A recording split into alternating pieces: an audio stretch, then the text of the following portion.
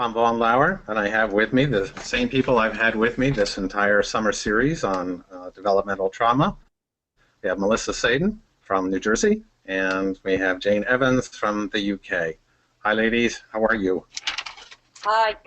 Good, Well, thanks. I already know they're in good spirits. They've given me a hard time here. And if you might have noticed, if you've been following the series, I only own one shirt and one jacket.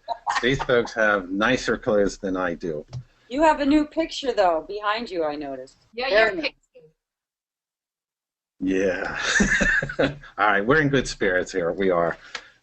Before we get going, I want to let folks know who are following us that we have quite a few people following us, and we're happy to have you here. That the system that we're using is run by a friend of ours, Tyler Burke, and the organization is called Training Venue. And I want to let you know that we'll be moving to more of Training Venue. Well, they're going to have a new launch in about a month, and we're following Training Venue to with our webinars, which will be, as a matter of fact, more interactive than these have been. So you're going to find, I think, that exciting. Plus, you're going to find posted a series of activities and workshops and presentations that the people you see before you and others will have available specifically on the topic of developmental trauma. So stay with us. I think there's a lot of really cool stuff to come. We were just chatting about current topics that we want to get to today that are, oh my gosh, very relevant to our topic. And I don't even know how to put this. It's kind of like if we don't get going on it soon, we're going to fall further and further behind.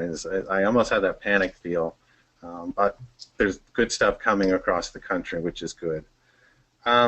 Today we're going to talk about a little bit more about the how-to parts. Folks have asked us what can we do in the classroom? How do we get this even started in our school system, much less our school district? And that's going to be our beginning topic. There has been a study, can't call it research, it's been a study, a collection of data that has recently come out that we want to talk about that is also relevant to our topic. And maybe the state of Georgia is undergoing some issues with the Department of Justice. And at the moment, I believe the state has not replied to the Department of Justice, but across the country, and you folks may well know this, there's a lot of conversation on what's happening and what isn't happening in that state. Not that it's just specific to Georgia, because it may apply to several other states and or other school districts. So that's what we're going to cover today. We have about an hour. And I'd like to start with opening, and I'd like to turn to Melissa because she's been working with a school district in New Jersey on developmental trauma, awareness of trauma, and a host of other things. And what you're doing, Melissa, is you've been at this for more than a year. And I'm just going to shut up and say, why don't you fill us in? Because there are things that you're doing that we haven't touched on yet of how to get programming in a district-wide setting and maybe neighboring districts as well. So I'm going to turn it to you and let us know what are some of the things we should be aware of as we plan to bring to our principal or director or superintendent. I think we need to address this topic. So, Melissa. Hi, everybody. Welcome back. One of the things I think I should start with, for viewers who might be new and haven't heard me mention this before, I come to this topic both as a parent and an educator. And the more that I learned about developmental trauma, about children who have trauma in their lives, who have attachment trauma, the more I just kept saying that teachers needed to know about it. So then I started with my own school. At the time I was an administrator, asking teachers, do you think you have students? Asking the child study team, the social worker who seemed to be more connected to children who might have trauma. And we started trying different things outside of what we had been trying previously for acting out behaviors and struggles with learning. And they were highly effective. Then I moved from my principal position and began working on my dissertation in the area of developmental trauma. So while I was doing that, I just started looking around my own town. As a full-time working mom, I hadn't looked around my own town for a long time. And I started talking to child care professionals and after school groups and asking them what they knew about trauma. And teachers started coming to me, what can I do about this? And so I think what I started to do unconsciously a year ago was have conversations with people in every facet of my community.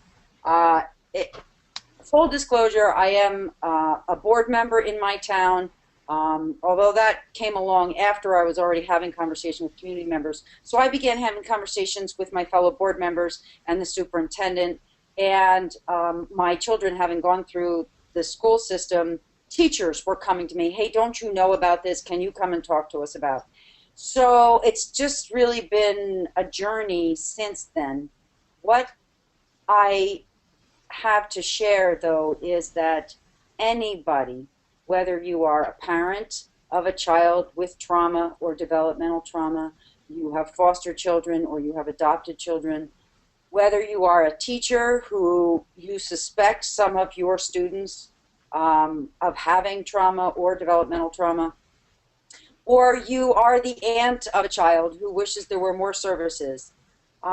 There are so many things that you can do and so many places you can go, particularly on the internet, for help with this kind of a thing.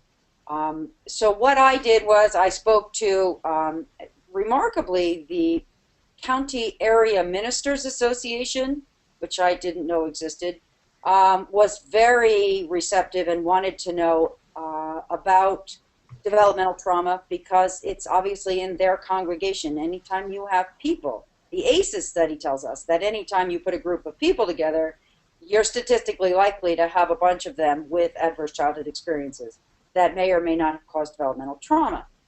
So they started then talking to people they knew in their congregation, doctors.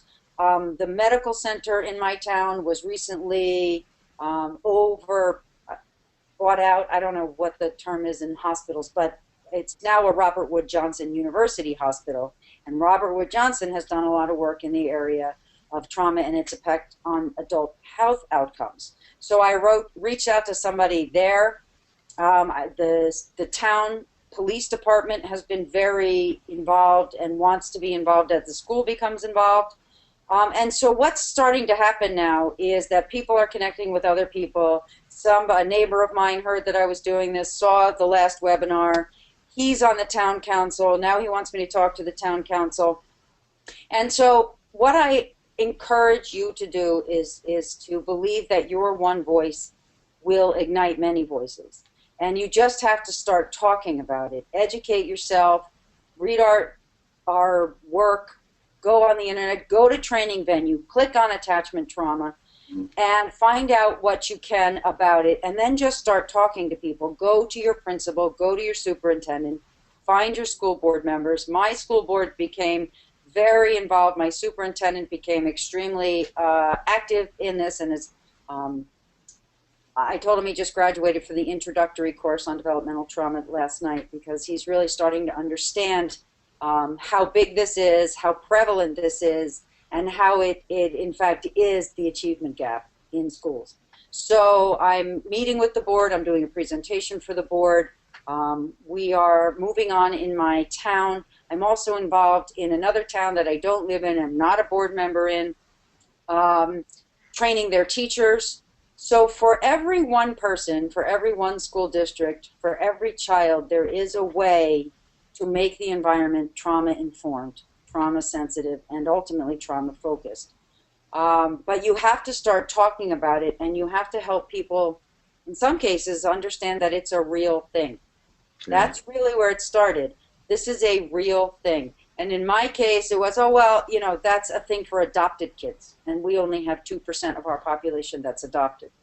And so I explained that it's much bigger than that, and it's in fact, 59% of the children in any one population have adverse childhood experiences, not just the adopted kids. And that's what's really changed it. So I encourage you to go to the ACES, ACES website.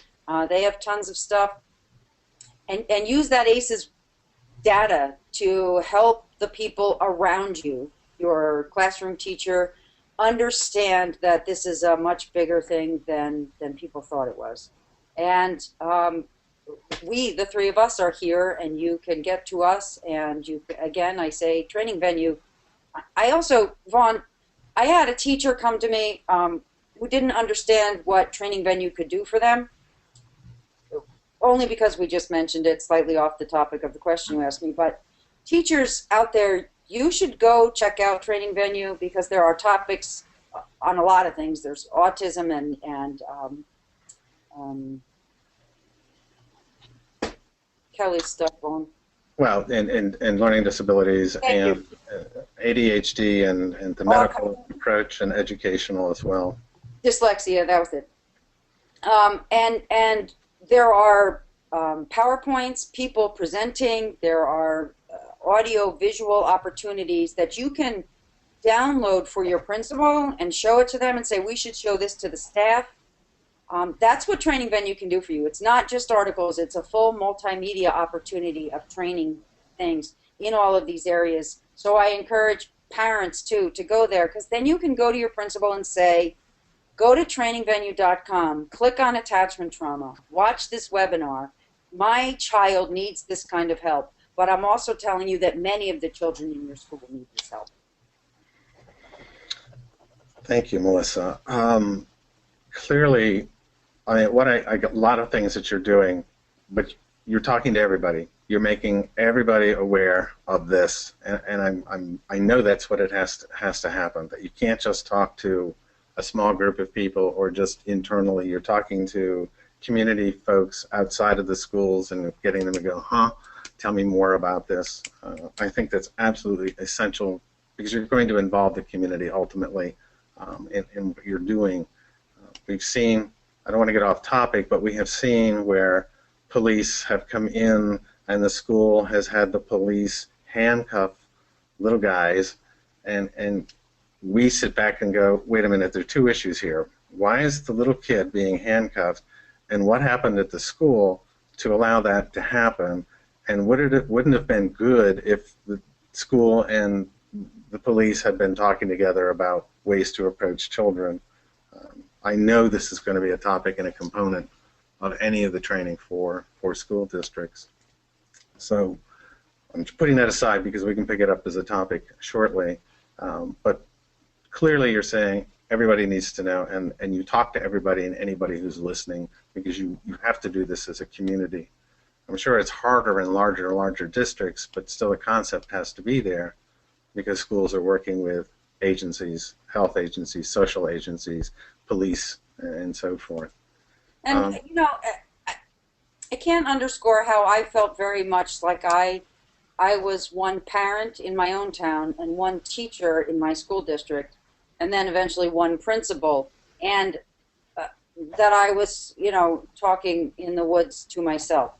But then little things like a baseball coach. And so I went up to the Little League coach and I said, do you know what developmental trauma is? Can I help you understand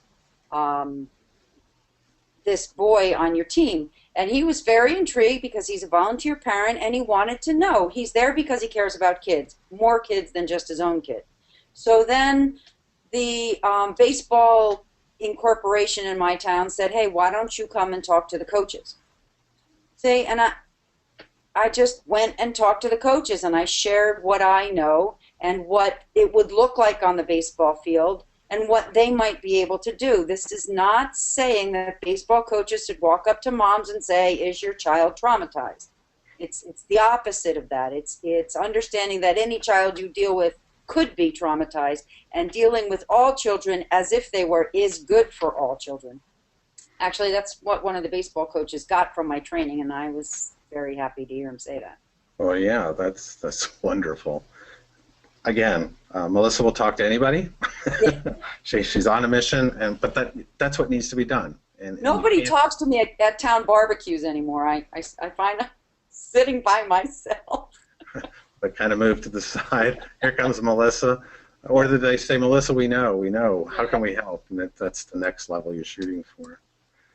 Thank you. And I want to ask you, was this like a month or 6 weeks or 6 months? How long have you been working I know you were by yourself for a while. You're not now, but I would say it's been a year. The first year, I was working my doctorate and doing all this research, and that's where it was just, I have to tell people, I have to tell people.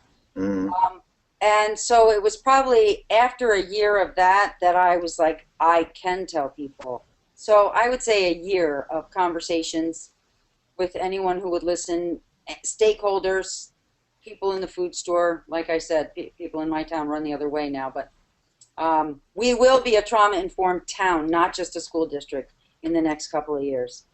and one of the things to the audience is that we're going to be following Melissa and her school district to learn what they did and how they went about it, and get the lessons learned from there so that we can replicate it elsewhere.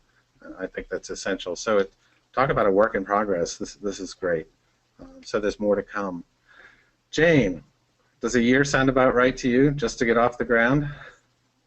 Well, I've been reading about trauma and attachment and brain development for about 11 now. And then I think it was about 4 years ago when I became self-employed that I thought, you know what, I have free rein now to put a voice to this in a way that I couldn't when I was in employment, because A, people didn't want to hear it, B, I worked in domestic violence, so I was just one of those crazy feminists, so nobody was going to take me seriously.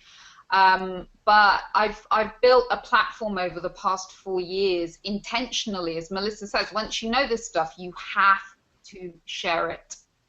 So I'm the same as Melissa. You get trapped in a lift with me, you sit next to me on a plane, you're in trouble, because I'm always going to talk about trauma. So, you know, that means I'll probably get empty seats on all the planes I fly on now. Yay!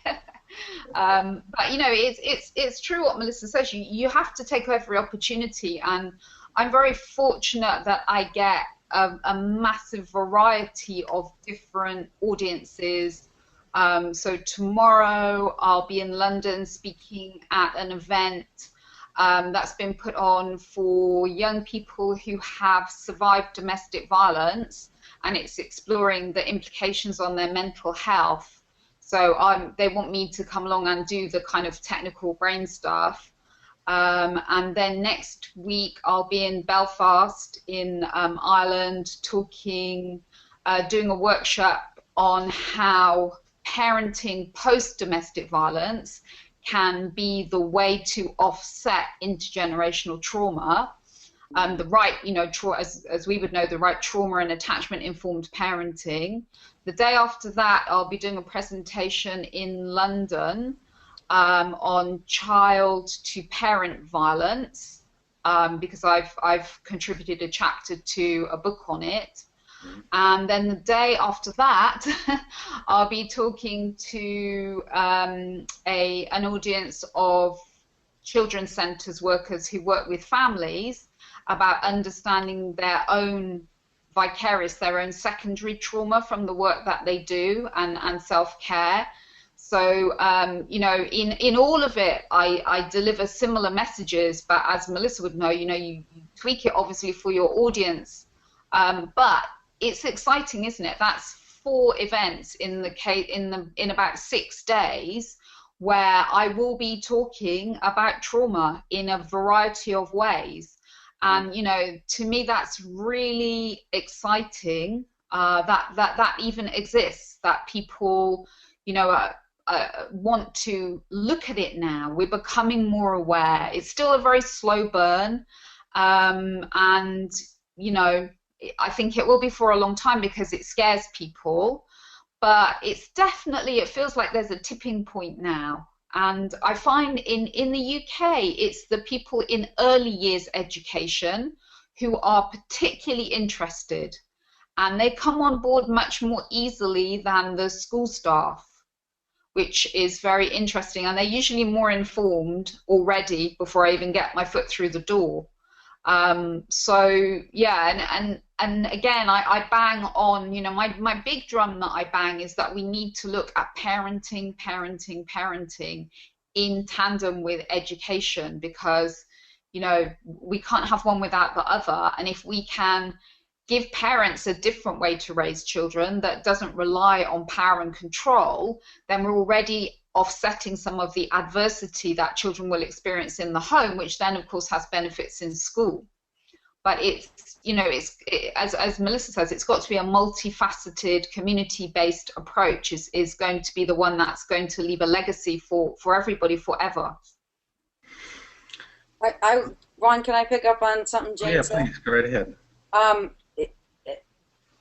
It's so true. And Jane, what's happening, I've been noticing here in the States, a lot of talk, particularly in educational weekly periodicals and things like that, where they report on the State Department and different bodies of education in the country.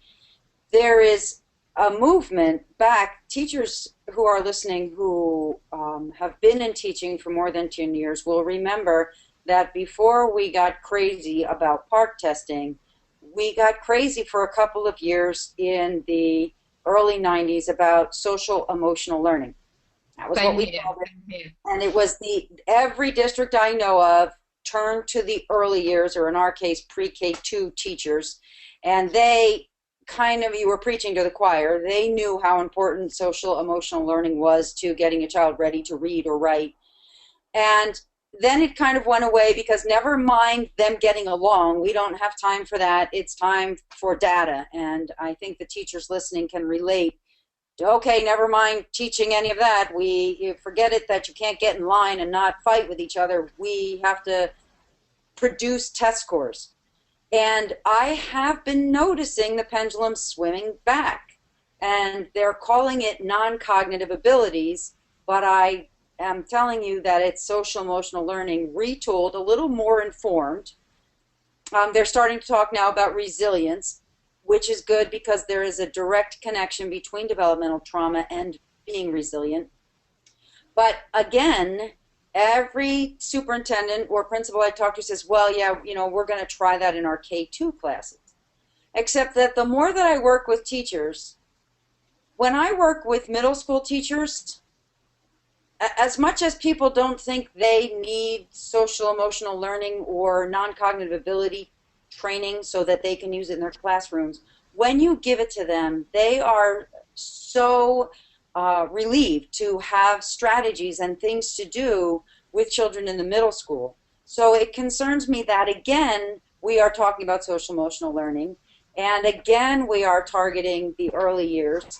And I continue to say that some of the teachers who have made the greatest gains that I have trained have been 6th, 7th, 8th, 9th grade teachers. So for those of you who are not early years teachers, I say stand up for yourselves, talk to your principals, tell them that you need to know about kids of trauma too. Because by the time they're in middle school, if there haven't been any interventions, they're fighting and flying in big ways as they hit puberty. Yeah. Yeah, the problem we have here is that it's I will go in anywhere. I've worked across the age range, so I will happily go into any age. But exactly for the reasons that you say, Melissa, that in the UK now, the obsession is with testing and scores and data and, stuff that I would want to go in and do about childhood trauma and how to support it, and there's not much interest in the school, so you can't get in the door unless you have a leader of a school who has some understanding. Then you might, but it's much easier to get into early years. So you have to go where you can get in. And as an individual, working by myself, it's very difficult to find the person in the school who will get you in the door, literally, unless you're specifically taking in a maths program or a program that will up the SAT scores, which of course all this work does. We know that. They just are not interested. They're like rabbits in the headlights in our schools in the UK, because there's so much pressure, and teachers are leaving the profession like rats from a sinking ship. which is tragic, or becoming very ill through the stress of it all. So it's that thing of getting in where you can get in. It's very, very hard over here. Yeah, because we want to address some of the strategies. I had a very interesting question just posed, and of course that reminds me to remind you folks that we're asking for you to submit questions that are more specific to your realm of education or interest, or you've heard of this thing and you'd like to know how best to approach. So the options for doing that are on the side. Please do that, and we'll entertain those questions. Here's one that I know fits you, Jane, because we had a conversation, something similarly to this not too long ago. But somebody's posting, talking about a 17-year-old, and I'm sure it could be a 16 or a 20, it doesn't matter. But the concern of the trauma being within the body, the somatic issues, and this person's suggesting, don't you need to address that in order to release the trauma? And because we've had that conversation, I'd like to have you field that question. How does the body absorb this and show, and is that correct? We should work from the body first to get rid of trauma. It's a good question, by the way. Yeah, it's a great question. It shows an informed inquirer. Yes. Yeah, I mean, the latest research in trauma, which it's latest in that it's being vocalized now, but I think it's been around for a very long time. So you look at people like Bessel van der Kolk and Martin Teicher, and you know, this is what is very evident now in the research, is that, you know, our cells and our muscles have a memory. So they store, if you think about it, you know, once you learn to ride a bike, even if you don't ride a bike for a year or two or even more than that, when you get on it, although you have to get your balance back, you just know how to do it. Your body stores that memory. It's not coming from your brain. It's just, you know to hold the handlebars, you know to, you know, it's the same with driving a car. You can maybe not drive a car for a few months because you've been traveling. You get in the car and you automatically, your body just does da-da-da-da-da. It just does all that stuff. And, you know, likewise with trauma, your body just has this capability of storing it, so that, you know, if suddenly somebody puts a hand on your shoulder, and that was what your abuser always did prior to abusing you, and they just come up and they're like, oh, hi, Jane, how are you going? Bang, your body will remember and be triggered by that and immediately fling you into whatever your first line of defense is. So that might be fight, or it might be an urge to just get away or completely freeze, but it will just happen like that. There won't be any thinking about it. It will just be an automatic survival strategy. And what the research is showing by the likes of Bessel van der Kolk and others is that, yes, you do need to work really hard with traumatized people to help them get to know their bodies, basically. The more traumatized you are, the more you live outside of yourself, because you're looking for danger, you're looking for fear. Your whole system is tracking the environment 24/7, even in your sleep. So actually to be quiet and be with yourself and know your feelings is impossible. And all the traumatized people I work with, parents, young people and children, you know, especially the parents I work with, they are the busiest people on the planet. They're helping everybody else, and they're doing this, and they're doing that, and they're too busy because they're so traumatized they can't be still and be quiet and be with themselves. That's the worst thing on the planet. So the work that needs to be done is to start with very carefully and very gently engaging the young person with some time where they're actually present in their body. So this is why mindfulness is a useful technique, but it needs to be done very, very carefully with trauma, because if a young person or a child has never been inside their body and never felt any of their feelings, and they suddenly do it, it could be quite catastrophic. So it needs to be done very carefully. Can can teachers do this? Do I need to go to somebody who has the research and knowledge that you two do to get this, or can you help teachers to facilitate this somehow in the classroom? I think that's what our folks are asking. What can I do? Recognizing that I could make a mistake here, it makes me personally a little more anxious about what I'm doing. Jane? Yeah, I think the trouble is that I think the essential part is, first of all, you need to access some training to understand what Melissa was saying, what trauma looks like. So, you might bring in some mindful breathing into your class, which would be a very, very, very good idea. You might bring in some, when you come in for recess, we just do some nice big stretching and some breaths, and and the majority of your class, that would be fine. It would be the best thing on the planet to do. But if you have an understanding of what trauma looks like in a child, you might then be able to spot that actually Emily has completely frozen, so I need to be more curious about that and maybe work slightly differently with Emily, or just be aware and, have a little chat with her later or something. So these are great techniques, just simple things like being aware of your breath and your breathing. There's a wonderful clip on YouTube with Elmo from Sesame Street about breathing. I think it's called belly breathing or something. It's wonderful. I often show it on my training, which is just fun, and it's easy for even children up to 8, 9, 10 would find that really funny. But I think you need the understanding first. I'm not just a jump in there and do stuff person. I like to have the knowledge myself, and then I can understand what the children are then showing me. But it does just need to be simple techniques like those, yeah. Melissa, you look like you wanted to add something to that. It's important to understand or to remember, really, because I think that the teachers who have tuned in are teachers who care, or they wouldn't be here right now and they could be setting their classrooms up for school.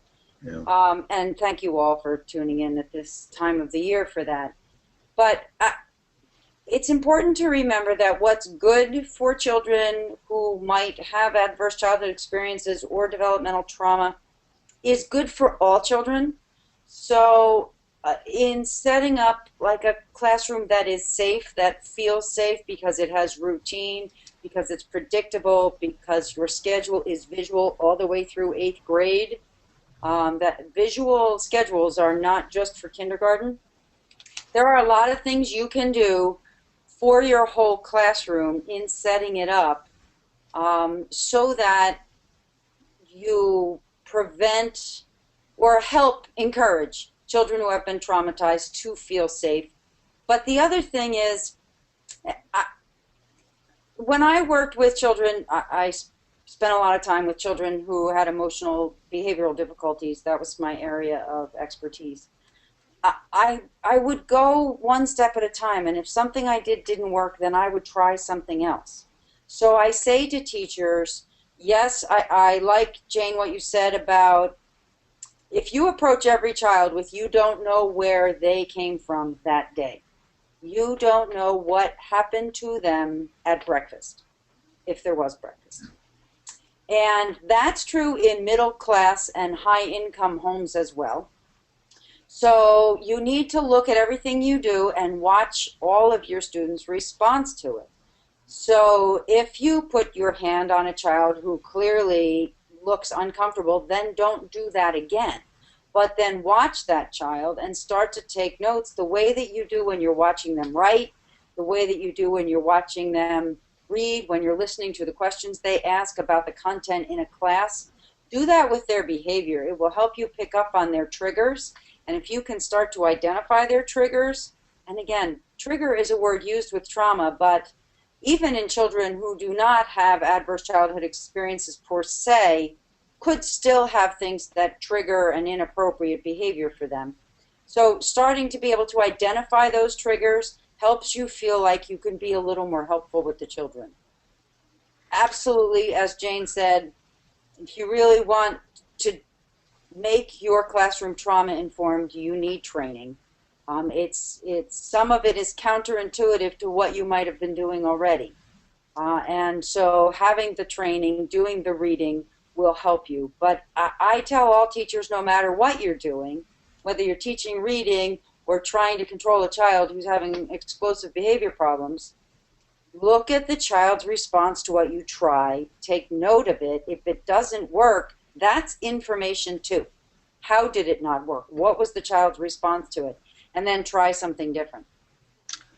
Kind of a follow-up. I have another question. I think this person is saying, well, kind of putting this together and saying, how about children who have stomach aches or headaches at probably like test time or group activity or solo activities? Might this be an indication of trauma too? And I don't want to get too into the psychiatry, but it's again, how do you know and don't know? Would either of you care to comment on that? Would that be an indicator of possible trauma? It certainly can be. I mean, children can't explain, especially young children, they can't say, I feel really anxious because I have a test today. But what we know from the physiology of stress, never mind trauma and anxiety in the body, is that because our body obviously is very connected to our brain, that it often manifests in stomach problems. When I work with parents, I always ask them about their physical condition and their children's physical condition. Oh, so do you have any stomach problems? Yes. Do you have any bowel problems? Yes. Do you get a lot of tension in your neck and in your head? Yes. Do you have headaches and migraines? Yes. And, again, when you look at the research on the physiology of high anxiety and stress and or trauma, it has to impact your body because you're much more tense. You are full of the stress hormones, which are the hormones of action and reaction, which we're only supposed to get in short bursts, not to be flooded. And they poison our body and our brain, essentially. So, the more anxious a child is, the more it will manifest in its body. Now, that could be that they have massive amounts of pressure put on them by their parents, who are also very anxious about their test scores, which Melissa will be highly familiar with, I'm sure, in her work. And, it's very common. Children experience migraine when they're young as stomach pain, severe stomach pain, but stomach pain. So, again, going back to what Melissa said, it's a case of watching the children and getting to know them. And the day that you have a test, doing some relaxation, some visualization of, how it's going to be, what it will feel like when it's over, what they're going to do at playtime, who they're at recess, who they're going to play with, being present to their breathing, and preparing them, doing a little bit of check-in about feelings that we have today, a fun game where you maybe throw a soft animal around the room and everyone's got to say one feeling they have, whatever it is. Do that before the flipping test, and then they'll all be a lot more comfortable anyway. Go ahead. I found the use of a dial. I've drawn them on the whiteboard. I've put them up on the smartboard. I've made them with paper plates and those brass fasteners that, in fact, I don't know what else you use those for except as dial holders. Depending on the age, they make them, and you can either do it with the whole class or a group of children that you've noticed are getting very upset about tests. Whether they're getting upset about tests because they have developmental trauma or because they are feeling a great deal of stress. Either their parents have told them how important tests are, or their parents have told them, relax, take their time, but that child has a tremendous amount of test anxiety. It's a great activity to make the dial from green to red. You can use numbers 1 to 5, 1 to 3. You can use words, calm, not so calm, starting to get crazy, ready to freak out, whatever is age appropriate for your kids or whatever they think is a way for them to express themselves. And then I used to do practice tests, and my students loved it because there was a lot of giggling and laughing going on, which doesn't always occur with tests, and I did that on purpose. We would take a fake test. Sometimes it had to do with pop culture, so they loved it. And I would just do the test in a familiar format, much shorter than the test that they were going to encounter, and we would take the test and talk about our feelings. We would do, as Jane said, some deep breathing, and I would say to the kids, try deep breathing. Does this work for you? How does your stomach feel? Because deep breathing doesn't work for all of them, and my 8th grade boys were a little resistant on the actual deep breathing, but they did get into the dial, and they were able to turn it and then get in touch with, as Jane said, get in touch with their bodies and figure out how they felt. Because once you let it out of the closet, it becomes a lot smaller. And so then we would joke and laugh and carry on a little bit before the test began, whether it was a chapter test or a standardized test. And that was a strategy that I found that would work with kids of developmental trauma, but also kids who have test anxiety without trauma. Yeah. Well, again, it's a good for all. Yeah. I think that's one of the messages you ladies have said over and over again. I want to touch on a couple topics that are happening. I'm going to say more than nationally, but because it affects the UK as well. There were a couple of things that are being thrown around the communities of special education. Excuse me. One is a recent release of a study that really, in my opinion, it's repeated every 10 years. It's the same information where students with disabilities or black students here in the States are overly excluded from school comparatively to their peers. I saw a conversation on that topic today, and it annoyed me because it was actually an attorney who was addressing it. So nothing against attorneys, but the background isn't what you ladies have. Or our audience either. And it struck me clearly that the issue isn't a policy issue, which is what he was addressing and saying, here we are with zero tolerance and that's our problem. And I'm suggesting to him that that's not your problem. Your problem is the intervention and then the policy to match it. You should be you should have a study that says this is the best way to intervene for kids with behavioral problems, and then have a policy that supports that, rather than throw in a political policy of zero tolerance, you're out of here, and then come back 10 years later and say we still have the same problem. It struck me clearly that a lot of these kids that they're talking about could well be the kids that we're talking about here. And I was wondering if you care to comment on that. I know it's not limited just to the U.S. The UK must have the same issues. And I'm betting every nationality, every country has the same issues. Special education and some minorities are highlighted as not being being treated differently than others. And I thought we might just throw this around for comment. Melissa or Jane?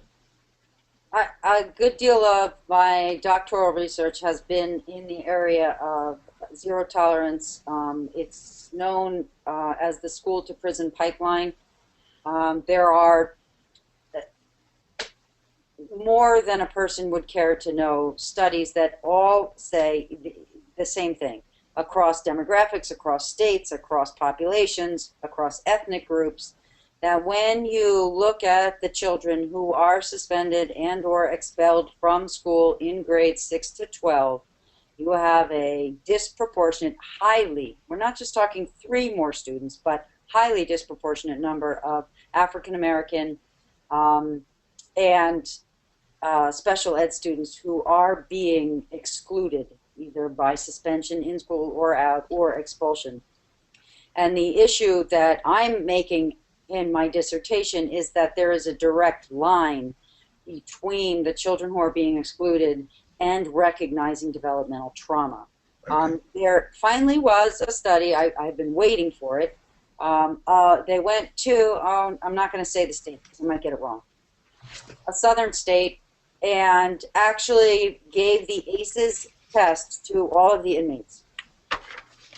89% of the inmates in this minimum security prison had more than 2 adverse childhood experiences. So most of, and the guy who did the study was actually saying he thought it was closer to 99%, but you have, people who won't disclose, who won't admit, particularly men who have been sexually abused, which is a biggie, but also the most underreported of all adverse childhood experiences. So it's not a hard line to draw between children who are expelled and the children who end up in prison. You are 3 times more likely to fail a grade if you are suspended once.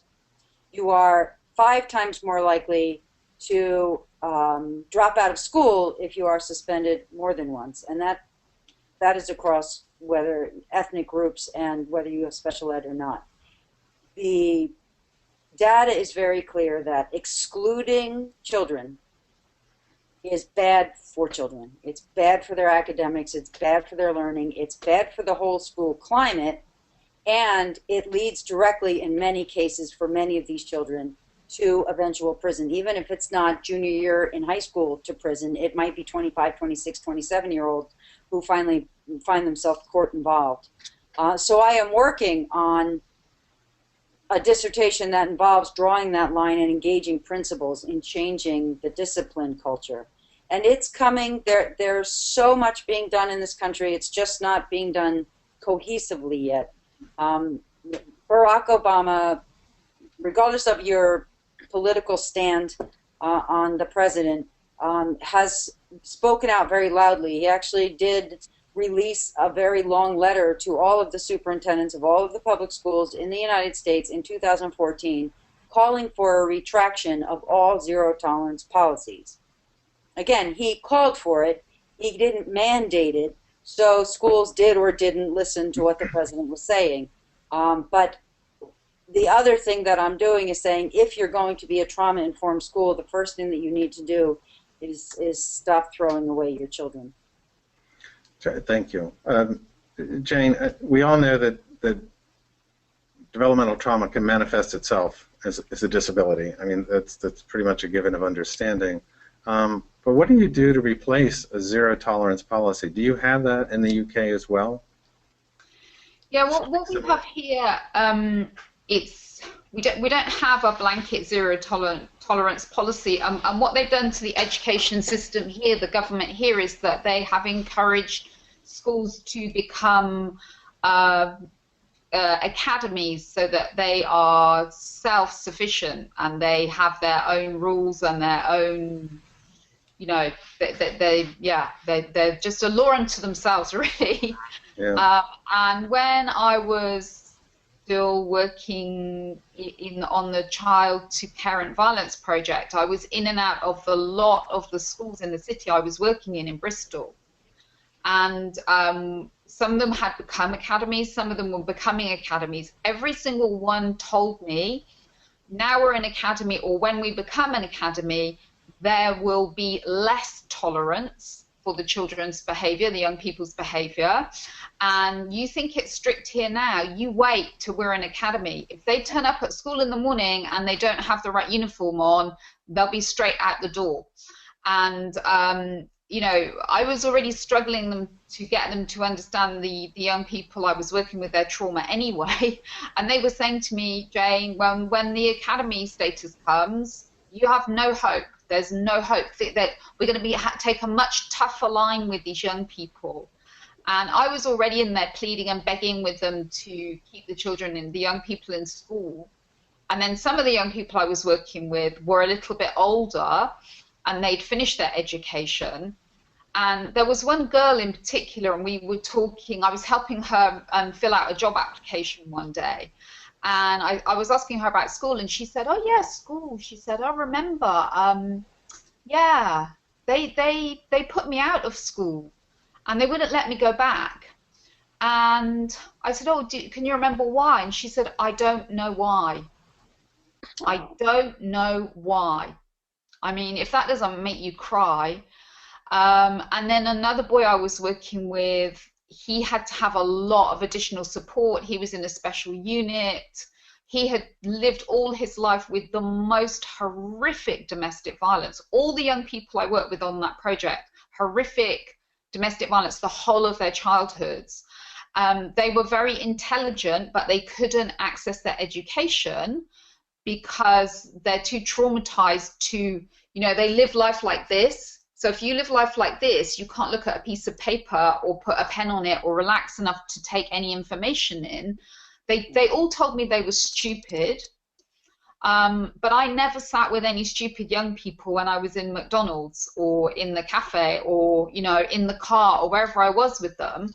Very intelligent young people, but permanently excluded from school. The ones who were in school were on a revolving door. They'd be in. There was one boy, after the summer break, he got back into school for half an hour and they excluded him. So things we do have some schools here that take a different tack, but the overarching thing here is we need to be firmer, we need to be harder, we need to crack down on these children. You do get pockets of schools that go against this, but they have to be very brave to do that. You need to tell them to look this way.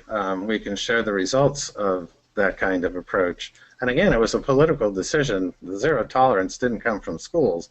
It came, I believe, from the federal government, did it not? In response to Columbine. And now we know what it doesn't work. So, wow, that was tough to listen to.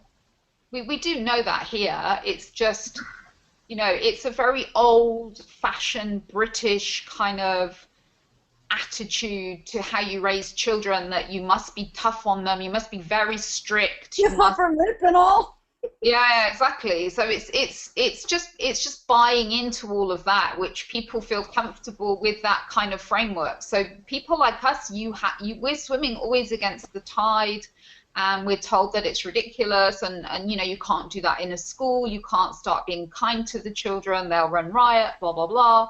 And yet, so much of the school day, the poor staff are getting sick, getting assaulted by having to instigate policies which are very confrontational and serve nobody. And I mean, one of the saddest things one of the boys said to me, he said, "I know, Jane, that I caused a lot of problems in the classroom." He said, "But I always wanted to sit and do my work." And he said, the worst thing would be, I would walk in the classroom, there was one teacher, and as soon as I walked in the classroom, they'd look at me and say, "I can see you're going to be trouble today, get out." Yeah, great. Yep. Well, I've but seen that. the teacher was scared and had a whole class to contend with. I can see how it would happen, but that he was bringing his A game every day. It's just that his A game was very messed up, but he wanted to be there. I was team teaching with a man who said that out loud. Well, and I want to say three things. The first is I hear my teacher friends saying, "But if a child is throwing a chair across the room, now you're telling me I can't exclude him, and I have to teach the rest of my class and keep my kids safe." The other thing I hear is parents saying, "So they keep suspending my child, and it's not working. It didn't work the first time. How do I get them to stop?" Okay. I answer both people the same way. It's a paradigm shift. You have to ask not what's wrong with this child, but what's happened to this child. Yeah. And I want to draw your attention to two things that I just read in the last 2 days. I guess they're coming out as a result of going back to school time, that parents and teachers should definitely read. One of them is from a man named Chad Donahue, and he was on the Teaching Tolerance website. It's a project of the Southern Poverty Law Center. And his whole article was, give a kid a pencil. So there are two schools of thought generally people fall into in teaching. I'm not giving away all of my pencils. I never get them back. So kids have to give me their shoes if they want a pencil, or if the whole class returns the pencils, I'll put a marble in the jar. Some way to try and control. If I give kids pencils, they're not going to learn any responsibility. Okay, that's school number one. School number two is give the kid a pencil. So I was more in school number two. I always was, even before my understanding of developmental trauma. I just bought pencils by the boatload. And if a kid didn't have a pencil, because I wanted to get to the learning, I wasn't going to let the pencil be in the way. Now I look back and say, oh, I'm so thankful, because I bet a bunch of those kids in one of the districts I taught in, they didn't have pencils. Their parents didn't go and buy them all the things on the school supply list because they couldn't, didn't, or wouldn't. Yeah. And so my whole philosophy is give a kid a pencil. And this man, Chad Donahue, wrote the most well-written article about why you should give kids pencils. It's a great article to give your teachers, and it's a great metaphor for parents to say to their principals and teachers, you need to give my kid the pencil. You can teach him responsibility through learning and a lot of other ways. Making him remember a pencil for class is not going to help him learn responsibility. The other thing is written by a woman named Dawn Kaufman, and she wrote an excellent article about, she kind of breaks down trauma it's 2 pages, which is why I like it. She wrote it a lot better. I've written a couple of articles. My hat's off to Dawn. She did a great job of being much more succinct. It's a 2-page article that you can bring into your teacher or your principal at the beginning of the school year and say, you know, my child has developmental trauma, or my child has had some adverse childhood experiences. And it talks about the brain-body connection, it talks about the ACEs study, and then it talks about setting up a classroom that would be more conducive to a child who's been through this in very short, easy terms. But it's a thing you can grab that might say it better than you could, that you could bring into school and start the conversation that we keep talking about. What do I do if I can't remove a child, is what teachers are always saying. And it's a scary thing to shift from what's wrong with you to what's happened to you. But I can tell you, when I got to a point, I had the class. It was a self-contained classroom in a high school of 9th through 12th graders. Some of them are 20 years old. And I got to a point where I removed no one, ever. Now, substance abuse and weapons, different story. Those things needed to be dealt with in a different way. And I can tell you that I got to a point where I had no discipline problems. So it's, in some cases, akin to shifting your religion. But if you're not getting what you want out of your kids, stop doing what you've always done. You'll always get what you've always gotten. Do something different. If you want to help the kids with challenging behaviors, it starts with you. You're going to have to change the way you look at them. You're going to have to change the way you respond. And hopefully you have a principal who will support you. And Melissa, where do we find this article? What are the keywords to search? Well, give a kid a pencil at this point. If you Google that, because it's so recent, it'll probably come up. You can Google Chad Donahue. I think he has a website. And Dawn Kaufman's article was on the ACEs Too High website. ACEs, ACES, all one word, ACEs Too High. If you just put in their little search thing, Dawn Kaufman, I know her article will come if she contributes to them a lot. Okay, thank you. And just for other things for people to look at, there was a header in the U.S. or Washington Post, U.S. probes into Georgia special education program. Go get them. We don't have time to address it, but it says could have national impact. It definitely could, because in essence it was kids who were placed in segregated settings without consideration of appropriate services. What's interesting is Georgia Department of Ed has not replied to the DOJ's demand for a response. I didn't know you could get away with this, but apparently you can. So you might want to check out Georgia, special education, segregation. Any of those keywords will bring up articles and postings on that. That's going to be a long-term fight from what I can see. We've got about 60 seconds. I'm just going to say thank you to both ladies.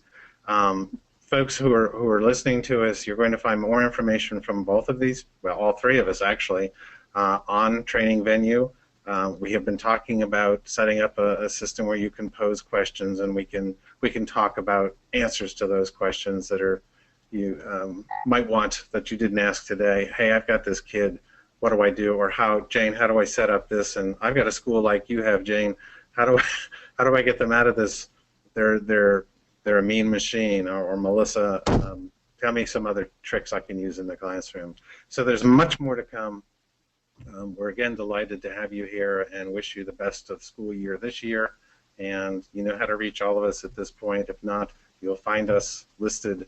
And I've got to close out because my time is up, and I didn't do a really good job of bringing us to closure, did I? Oops. Hey, look for me. Same shirt, same jacket, coming down the road. Thank you again, ladies. Bye, everybody. Again. Bye-bye. Bye bye.